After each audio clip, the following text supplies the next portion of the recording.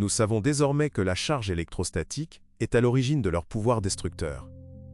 C'est cette charge qui permet aux particules de plastique d'adhérer aux membranes, de franchir les barrières biologiques, y compris le cerveau, de se lier aux protéines et de perturber les processus génétiques. Cette charge transforme le plastique, d'une substance inerte, en une force destructrice minuscule mais redoutable pour la biosphère et l'humanité.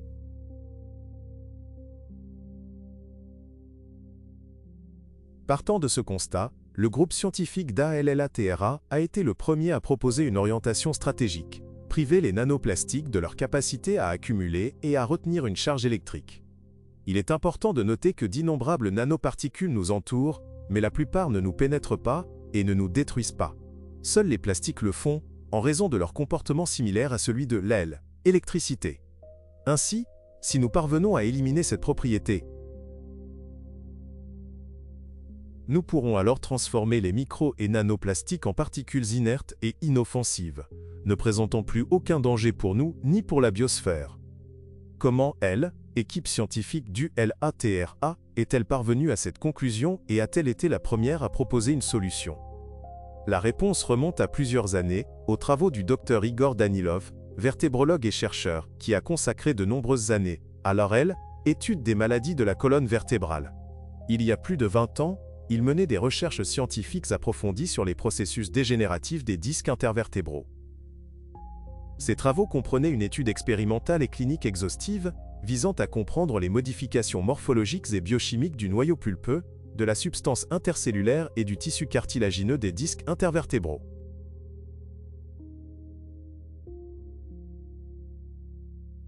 Lors de ses recherches sur les processus cellulaires, le Dr Danilov s'est intéressé à la régulation immunitaire et aux réactions pathologiques susceptibles de déclencher l'autodégénérescence. Il a constaté que le dysfonctionnement mitochondrial était l'un des principaux facteurs de ces changements, et cette observation a constitué le point de départ de ses investigations sur les mécanismes pouvant perturber la fonction cellulaire. Le Dr Danilo se rendait fréquemment dans des laboratoires spécialisés et, au cours des analyses approfondies, il découvrit des particules étrangères à l'intérieur des cellules qu'il identifia plus tard comme étant du plastique. Cette découverte marqua un tournant dans ses recherches, l'amenant à analyser les mécanismes possibles par lesquels les plastiques affectent les cellules. Ces recherches ont permis à Igor Danilov de déterminer que l'impact négatif des microparticules de plastique sur les cellules est précisément dû aux dommages qu'elles causent aux mitochondries. Cette conclusion repose sur l'observation que les cellules contenant ces microparticules présentaient des signes manifestes de dysfonctionnement mitochondrial, ce qui, à son tour, aggravait les processus dégénératifs. Igor Danilov a suggéré que la capacité des particules de plastique à pénétrer les cellules pourrait être due à leur comportement de type électrique, c'est-à-dire à leur aptitude à accumuler et à retenir une charge électrostatique, ce qui leur permet de former une enveloppe biologique autour d'elles. Cette propriété leur permet de pénétrer facilement dans les cellules et d'échapper à la détection par le système immunitaire. Le franchissement des barrières biologiques protectrices, notamment la barrière hémato-encéphalique, perturbe le fonctionnement normal des cellules et provoque leur dégénérescence et leur mort. Partant de ce constat, Igor Danilo a proposé que, pour neutraliser ces minuscules particules de plastique, il faille les empêcher d'accumuler et de retenir une charge électrique. Il a partagé ses conclusions et ses projections concernant les effets nocifs des minuscules particules de plastique avec ses collègues de divers domaines médicaux, notamment des chirurgiens, des oncologues, des cytologistes, des pathologistes et des généticiens, ainsi qu'avec des biologistes et des chimistes.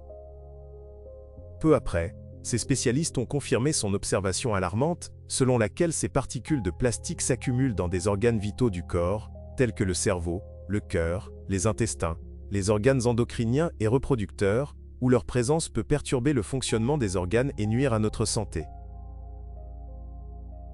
Les prédictions d'Igor Danilo étaient profondément inquiétantes, notamment au regard des tendances mondiales. La production croissante de plastique et l'accumulation grandissante de déchets plastiques dans les océans et les écosystèmes. Ainsi, il y a plus de 20 ans, le groupe scientifique d'ALLATRA a pris conscience que les microplastiques et les nanoplastiques représentaient une grave menace non seulement pour l'humanité, mais aussi pour la biosphère tout entière. Et chaque année, le nombre de ces particules ne cesse d'augmenter, aggravant la situation dans un contexte d'accélération des changements climatiques et géodynamiques sur la planète.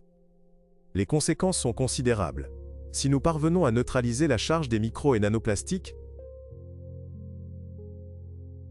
nous pourrions non seulement éliminer leur impact destructeur sur la santé humaine, mais aussi supprimer l'excès d'énergie qui s'accumule dans la biosphère, énergie qui alimente actuellement la crise géodynamique et intensifie les catastrophes naturelles. Ce plastique ne serait plus un facteur de déstabilisation, et de nombreuses menaces planétaires pourraient être atténuées simultanément si nous parvenions à priver les nanoplastiques de leur capacité à accumuler et à retenir des charges électriques.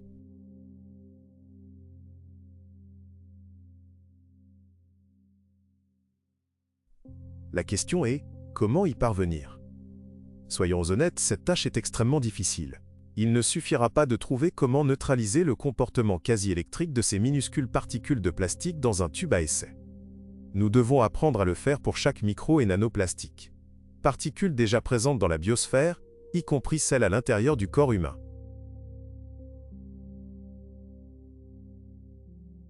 Et ce, sans nuire aux personnes ni à la nature. Compte tenu de l'ampleur sans précédent de ce défi, sa résolution nécessitera une collaboration entre experts de nombreuses disciplines. Biophysique, nanotechnologie, toxicologie moléculaire, sciences des matériaux et médecine. La pollution plastique n'est pas un simple problème environnemental. Il s'agit d'un défi systémique mondial qui affecte la santé, la sécurité, les ressources naturelles, la stabilité de notre civilisation et la vie elle-même. Il y a 20 ans, le groupe scientifique d'ALLATRA avait déjà identifié le danger des microplastiques et des nanoplastiques et le principe sous-jacent permettant de les neutraliser. Mais à ce jour, nous n'avons toujours pas trouvé de solution.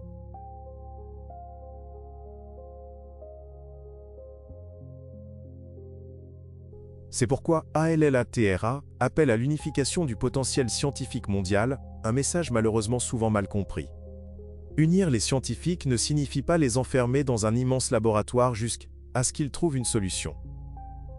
Il s'agit plutôt de favoriser une collaboration internationale ouverte, où des experts de différents domaines partagent librement leurs connaissances et œuvrent ensemble à un objectif commun.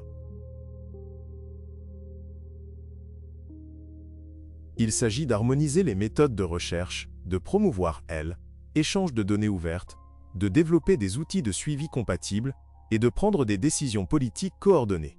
La communauté scientifique a déjà prouvé qu'une telle collaboration est possible lorsque l'humanité s'unit autour d'un objectif commun. Prenons l'exemple du projet Génome humain. Des centaines d'institutions réparties dans des dizaines de pays, appliquant des normes de données unifiées, ont réalisé une avancée majeure qui a transformé le cours de la science et de la médecine. De la même manière, la résolution de la crise du plastique exigera une coopération mondiale, un effort collectif pour nous protéger nous-mêmes et notre planète. Le mouvement public international à la Char soutient activement l'initiative Laudato Si du pape François, qui vise à sensibiliser à l'importance de protéger notre maison commune, la planète Terre. Il est essentiel de souligner que Laudato Mer est bien plus qu'un simple appel à la protection de la nature. C'est un guide pratique et scientifiquement rigoureux, une feuille de route pour transformer notre monde et bâtir un avenir meilleur pour les générations futures. L'encyclique trace une voie claire vers un avenir durable, en conjuguant écologie, justice climatique et responsabilité partagée de l'humanité envers la protection de notre maison commune.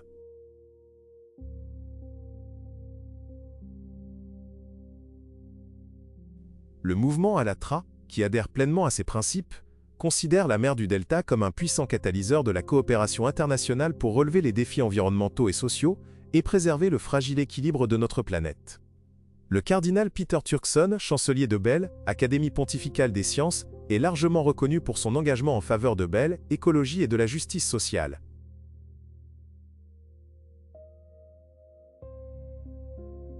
Grâce à son engagement pédagogique et à son plaidoyer inlassable, l'encyclique est largement diffusée dans le monde entier comme guide pratique pour la sauvegarde de notre planète.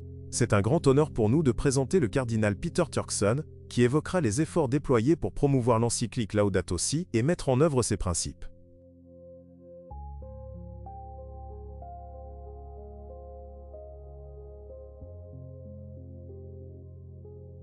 La question est donc la suivante. Comment faire pour que Laudato Si soit largement lu? Bien sûr, ce livre existe. Je l'ai présenté aux Nations Unies, à l'UNESCO, à Paris, et au Forum économique mondial de Davos. J'ai donc parlé de Laudato Si dans de nombreux contextes.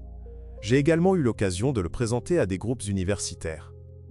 L'Université d'État de l'Ohio a été la première à s'intéresser à Laudato Si. Depuis, je suis allé à Dayton et à San Diego. Afin de mieux faire connaître Laudato Si, nous avons décidé de créer une plateforme d'action, la Bozage Plateforme d'Action Laudato Si, qui a identifié 7 acteurs: églises, réunions, mosquées, synagogues et tous les lieux de culte.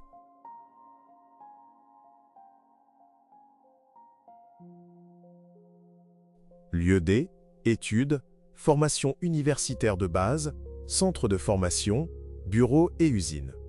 Nous avons donc identifié ces 7 groupes et nous nous sommes dit, suivons une équipe pendant 7 ans et voyons ce que cela donne. L'objectif était de populariser le contenu de l'encyclique, d'encourager et de permettre aux gens de le mettre en pratique. Il ne s'agit donc pas simplement d'un texte théorique, mais d'une approche concrète. 10 ans déjà. D'accord, nous sommes en 2025. Or, ce résultat a été publié en 2015. Il est difficile d'identifier ou de parler des endroits dont nous n'avons toujours pas entendu parler. Personnellement, et du point de vue de notre organisation, nous avons eu l'occasion d'en parler à différents publics et groupes. Mais je ne dirais pas pour autant que c'est connu de tous dans le monde entier. Nous avons fait de notre mieux et nous continuerons d'en parler. Le pape François, pour donner un nouvel élan à cette cause, a décidé de créer ce qu'on appelle Borgo Laudato Si. Ici, à Rome, une autre initiative pour faire connaître Laudato Si consiste à développer ce qu'on appelle un diplôme Laudato Si.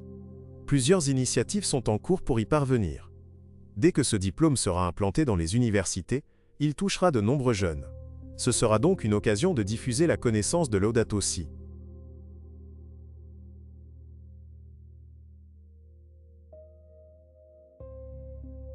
Pour sa contribution scientifique et sociale à la protection de notre planète, Allatra a reçu la bénédiction de sa sainteté le pape François. Cet encouragement spirituel à poursuivre son travail de préservation de notre planète a profondément inspiré les participants d'Oret Allatra et les a motivés à approfondir leurs recherches sur le problème des nanoplastiques, une menace croissante pour l'humanité et son avenir.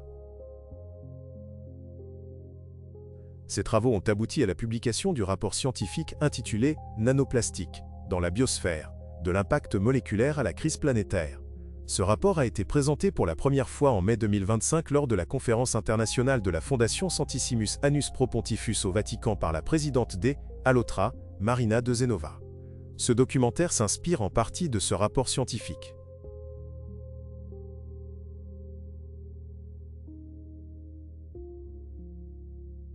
Cette étude fondamentale sur la menace que représentent les nanoplastiques a été rendue possible grâce à la coopération internationale entre le groupe scientifique d'ALLATRA et l'Université catholique bolivienne San Pablo. Nous sommes une équipe de recherche de l'Université catholique bolivienne San Pablo, à Cochabamba. Nos travaux visent à comprendre comment les microplastiques et les nanoplastiques circulent dans notre environnement, comment ils interagissent avec d'autres polluants, et quelles sont les conséquences pour la santé humaine et la biosphère.